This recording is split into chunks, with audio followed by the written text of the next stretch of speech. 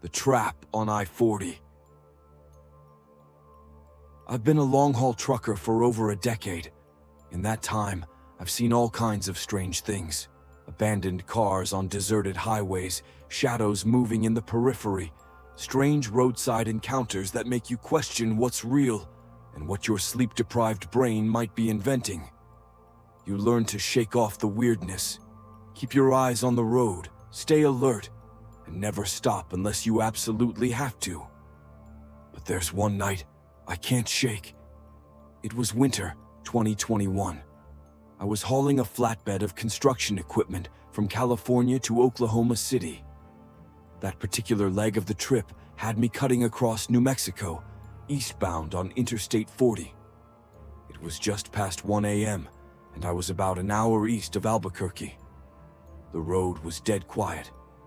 No other vehicles, no lights except for my high beams, and not even the faintest glow of civilization.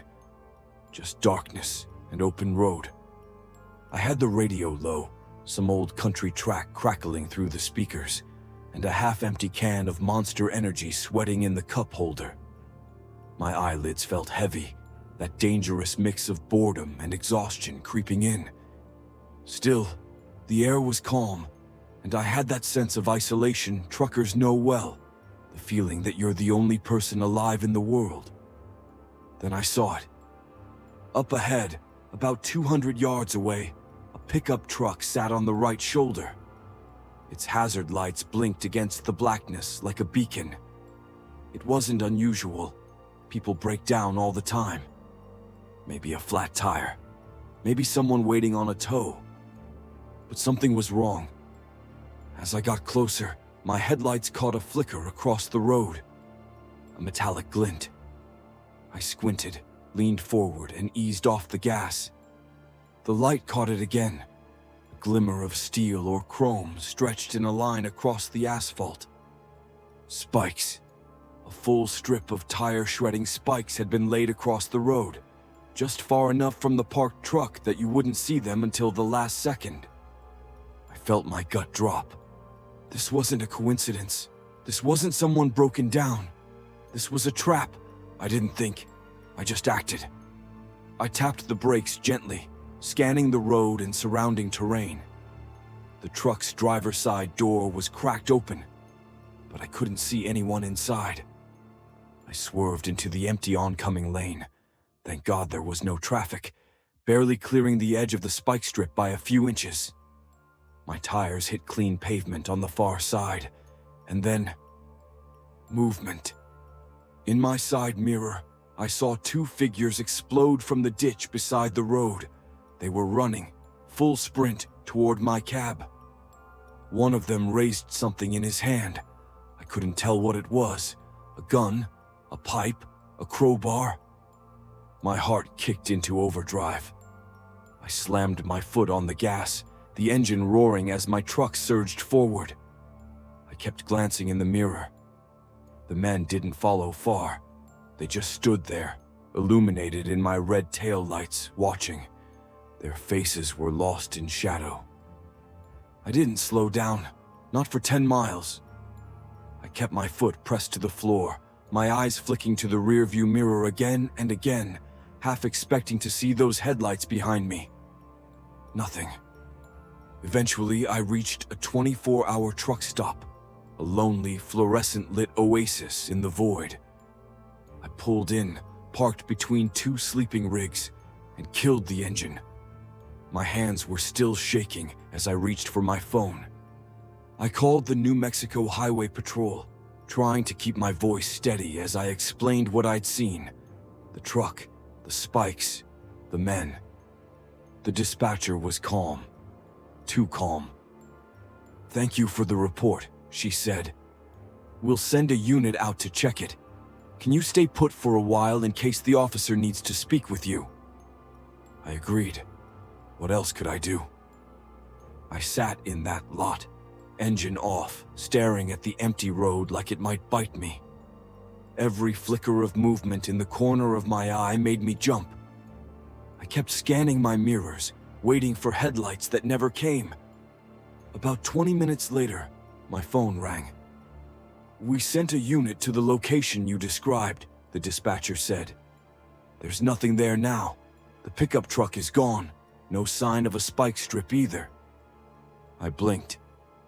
"Are you sure you checked the right spot?" "We did. That stretch is empty. And for what it's worth, we haven't had any other similar reports from that area." A cold wave rolled through my chest. "You're saying this was the first time?"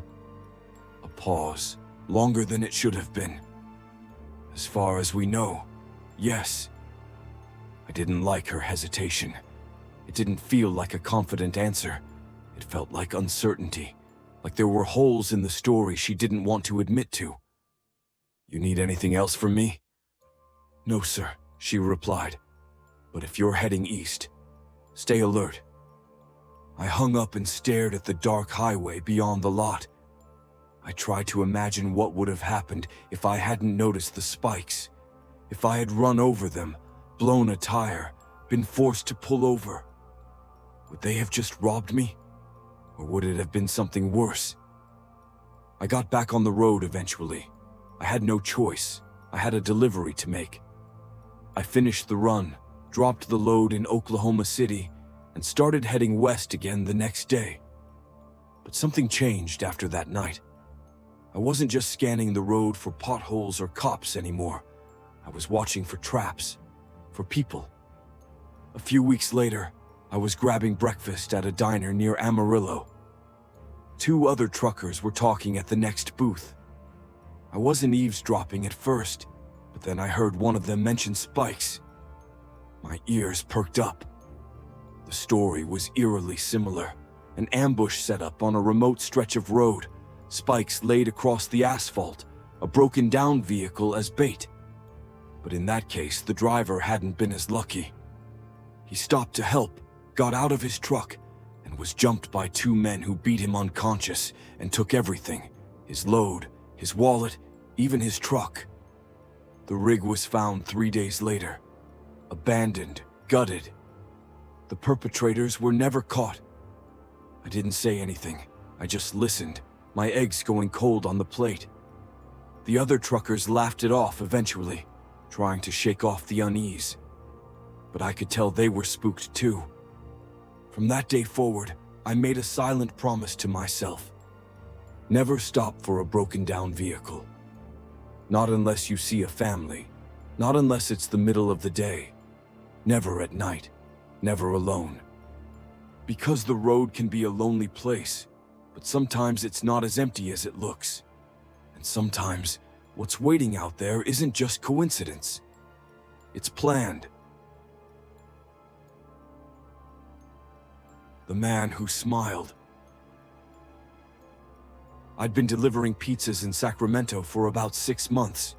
It wasn't the worst job I'd ever had. The money was decent, especially with tips, and I liked the freedom of driving, having my own space, listening to whatever I wanted. The only part I really hated: the late-night shifts. There's something about the quiet of the suburbs after midnight that's just off. Empty streets, flickering porch lights, shadows moving where they shouldn't.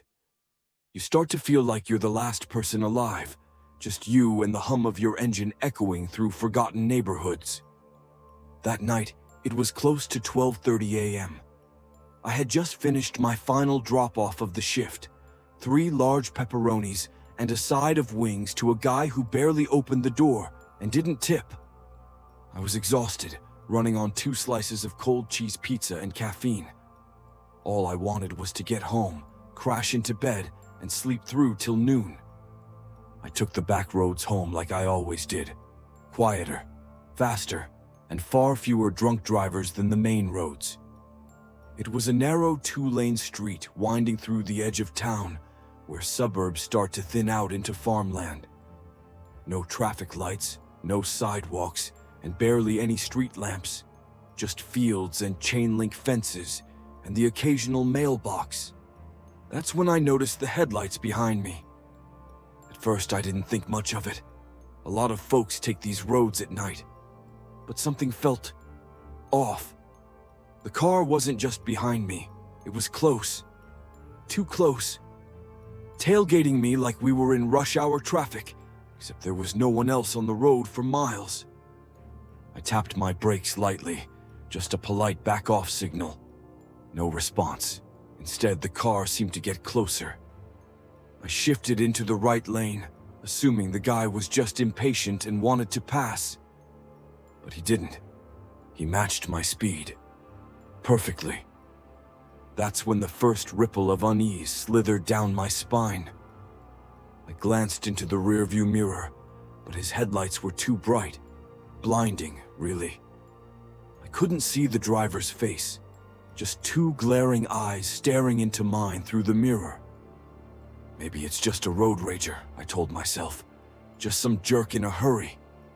Ignore him. I pressed the gas, easing up to 55. He did the same, matched me again. My pulse quickened, my fingers tightened around the steering wheel. Okay, this isn't normal. I reached for my phone in the cup holder, but paused. What would I even say to 911? Hi, someone's following me, and it's freaking me out. Would they even take it seriously? That's when the car lunged. It swerved suddenly into my lane, cutting me off. I yanked the wheel, my tires screaming as I swerved onto the gravel shoulder. The car slowed down in front of me, crawling along at 25, taillights glowing blood red. I steadied the wheel, adrenaline flooding my chest like fire. This wasn't random. This wasn't just some impatient driver. I didn't know what he wanted, but I knew I had to get away. I slowed, gave myself some space, and prepared to turn off, anywhere. Then, just as suddenly, the car in front of me slammed on its brakes.